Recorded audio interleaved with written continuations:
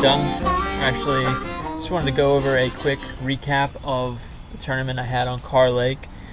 Finished 42nd out of 200 boats, so did pretty well.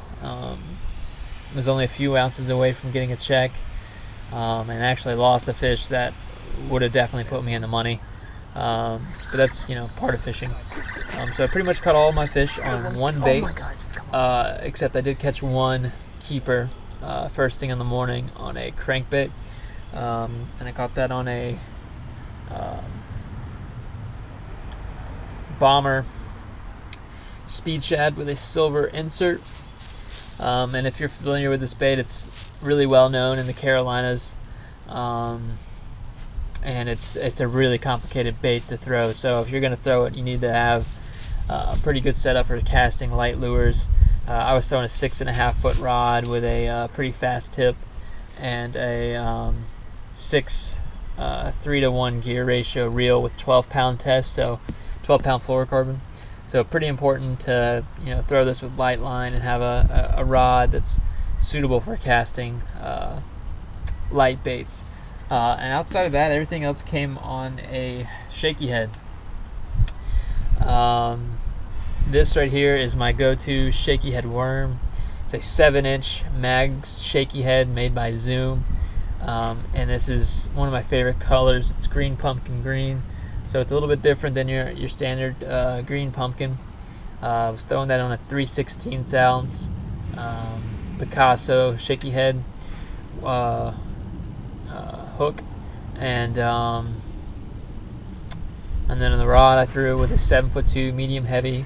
Extra fast tip rod made by Daiwa, and it's a Daiwa Tatula, and then I threw it on a Daiwa BG 3000 reel. But yeah, the fish were up really shallow.